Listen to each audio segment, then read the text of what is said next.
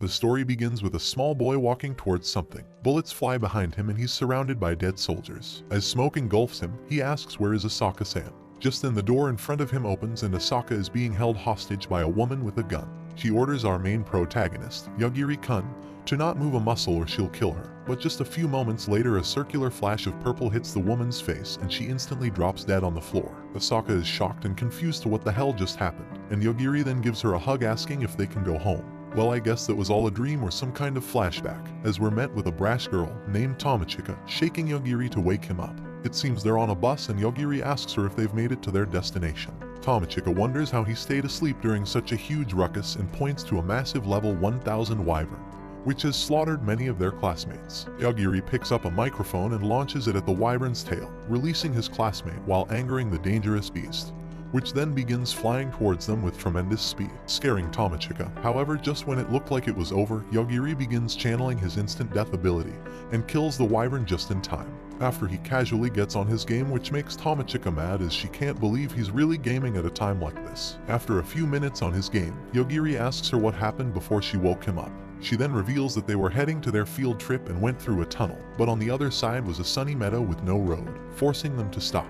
The girl then entered the bus and introduced herself as the sage, named Shin. The teacher asks who the hell she is, prompting her to kill him like it was nothing by effortlessly extending her arm palm forward.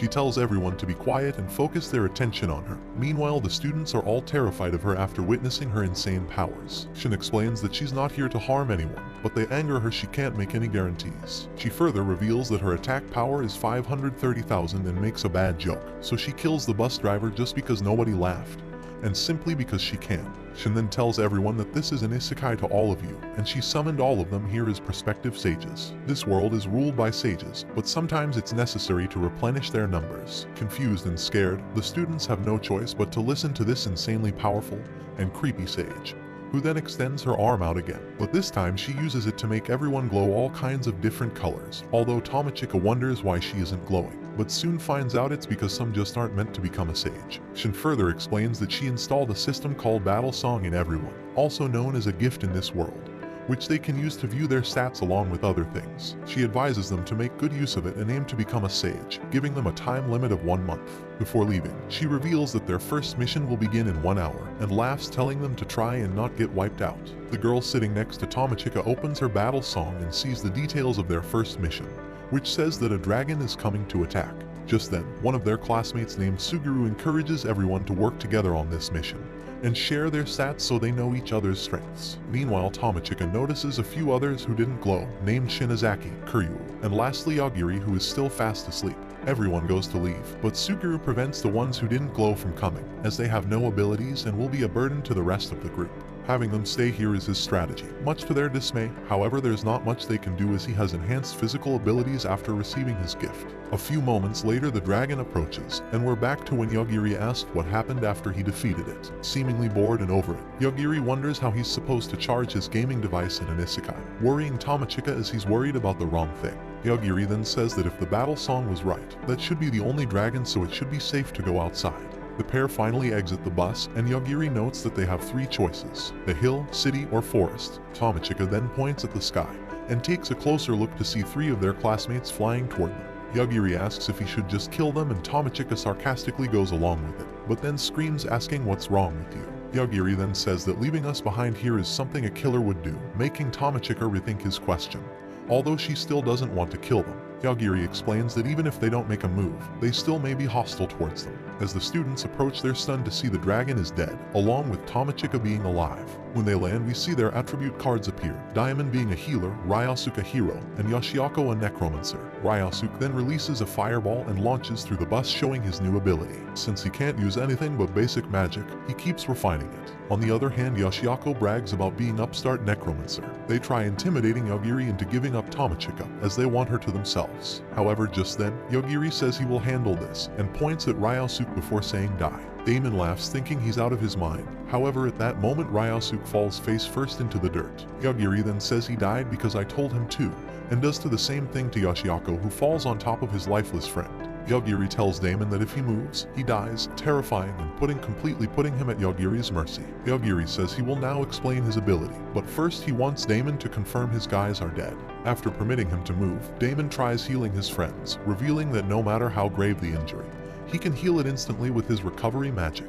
However, 10 seconds go by and nothing happens. Yogiri asks if he gets it now, and Tomochika then realizes that's what happened to the dragon. Damon screams that he's gone too far, to which Yogiri says that he only hits back when he's attacked, and that his ability is called instant death to any target. If he simply thinks that he wants to kill someone, they immediately die. Damon thinks it's all nonsense and absurd, to which Yogiri asks if he wants to test it out on him to see. Damon then begs Yogiri to spare him but tries something sneaky, and Yogiri stops him in his tracks, revealing right then and there that he also has the ability to determine if there are any threats aimed at him. And when you combine those two abilities, it's also possible that his target will die just by trying to kill him. Damon wonders how the hell anyone is supposed to win against that, to which Yogiri asks why him and his buddies were so full of themselves just after receiving their gifts. Damon then reveals that this was not the first time they've come into this world, and a short time ago, the magician of the kingdom of a man summoned them to defeat the demon lord. So basically, the three adventured in this world for about a year, and the moment they defeated the demon lord they were returned to their original world. Damon cries and says he would appreciate if he didn't summarize his heroic tale so lightly, prompting Yogiri to ask Tomochika if these guys even went to school. Damon further reveals that when they got back home, barely a few hours had passed, so Yogiri concludes that there is a possibility he can go back too. He then points his might hand at Damon, who gets on his knees and begs Yogiri to let him live. Yogiri says that he's just getting rid of future problems, and as a last straw Damon begs Tomochika to smooth things out with Lord Yajiri. Tomochika says that he saved her life, so she really has no say in what he decides to do with him, prompting Damon to rage as didn't expect her to be so cold. He then brings out a gold ring and explains that this is an ultra-rate magic item, and putting it on will make you unable to disobey the first person you see. Damon puts it on and says, "Master, your wish is my desire." Tomochika is repulsed by this slob, prompting her shoo him away, but since she was the first person he looked at, she is his master, so he cannot leave either. Stuck in a tricky situation, Damon says that she can transfer him to another person, and so she says she will hand him over to Yogiri, making him cry as he's terrified of him.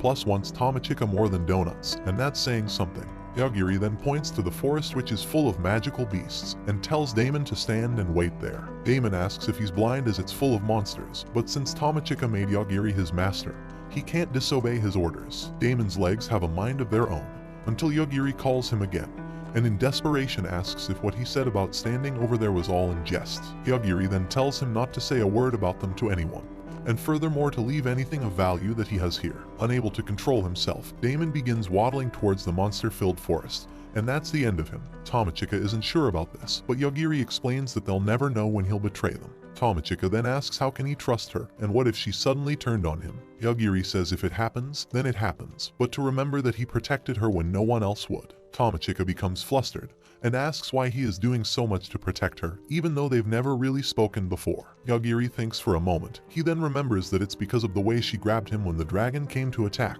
and her chest was soft. Tomochika's face becomes bright red and shouts there are 0 good men left in this world. We're then at Nebula-like land where a castle sits on top of a floating island, and inside lies the sage Shinbin giddy on her bed. It is revealed she asked for a status report about the prospective sages, as she missed everything that happened after the dragon died. Yaochai reveals that there were 4 fatalities in the first mission and displays them above her. Shin assumes those who died were the one who didn't get an ability, although Yaochai reveals that only 2 did, and the other 2 were S ranks. This surprises Shin, who did not foresee this, and Yaochai further reveals that they died very suddenly without warning, and asks if this could be instant death magic. Shin doesn't think it's anything to worry about, but advises Yaochai to do as he sees fit. Shin lies back on her bed and lets out a creepy laugh. How was the video? We hope it was good. If so, please check these videos. Also, please comment down your thoughts and your suggestions for future videos. If you haven't already, please consider subscribing now to show the support to our channel. We hope to see you soon with another video right in this channel. Have a nice day.